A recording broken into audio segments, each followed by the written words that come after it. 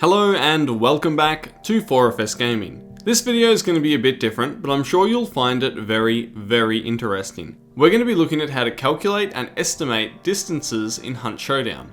This is a very important skill, with most experienced players learning to eyeball distances to help them lead shots or predict how much damage they will do at a certain range. From long range shots to guesstimating the effective one-tap range of shotguns, it's an essential skill to success, and in this video we're going to help you develop it. So we know that the maps in Hunt Showdown, both of them, are 1 square kilometer in size.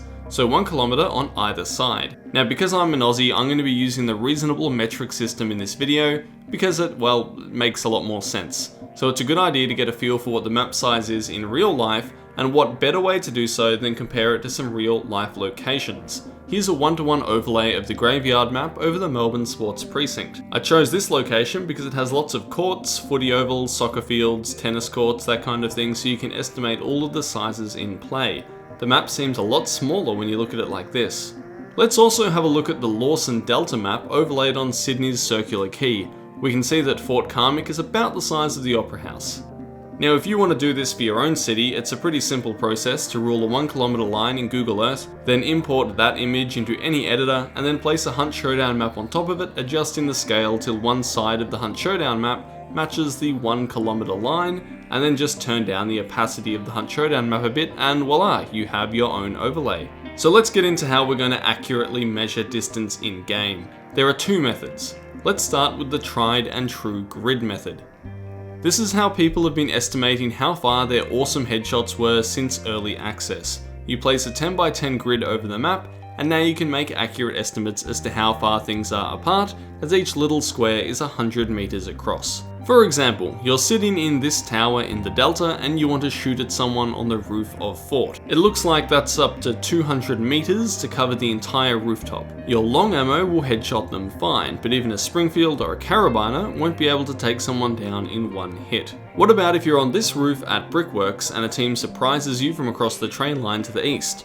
Well, if you have a Winfield, then you better reposition, because that's just over 100 meters to the other side of the train line, and your weapon won't kill with a headshot. What if you were approaching Parrish from the south, but you heard a nitro earlier killing the boss, so you want to keep your distance? How far is enough? Well, the nitro can one-shot to the chest up to 43 meters, but let's keep a bit of a buffer and stay 50 meters away from the building. If you're on this side of the outermost hut, you should be safe to take your shots, but pushing in past it will put you in the danger zone to anyone peeking those windows or coming out onto the veranda with a nitro. As you move to smaller and smaller distances, the grid overlay loses accuracy, and it's hard to apply to angles and distances that don't really fit onto the grid.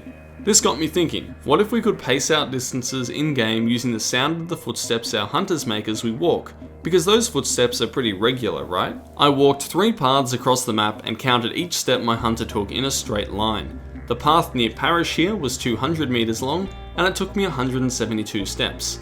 That's 0.86 steps per meter. The path south of Fort is 300 meters long, and it took me 246 steps.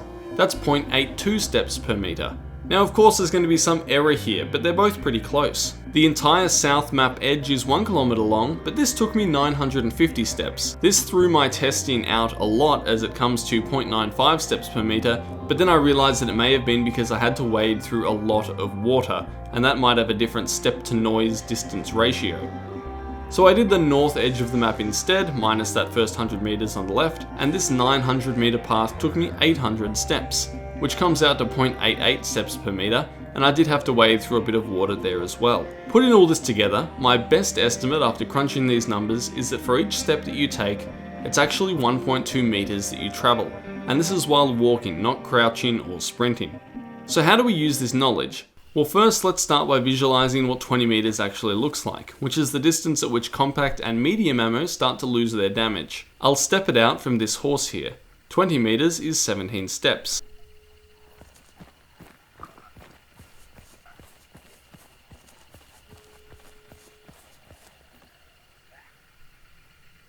Which looks about this far from the horse. That's 20 meters in game. Now for a practical scenario. Let's say someone is hiding and peeking at me from behind this cart. Let's say I'm somewhere over that way and I have a Bornheim. How close do I have to be for headshot range? Well, that's 60 meters, and that's going to be 51 steps. Let's step it out.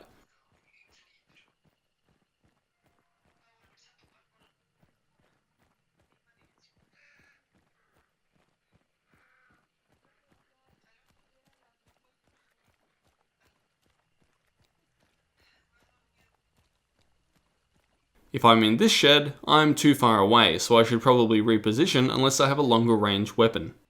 One more scenario. Let's say I'm defending this boss lair entrance with a Caldwell double barrel shotgun. It should one tap, if I'm accurate, to 10 meters of range.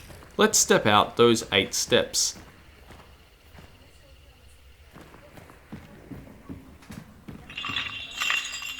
I can hide at this corner, but it's right at the very edge, probably a bit further than my effective one tap range, so I need to push up very slightly before taking the guaranteed shot.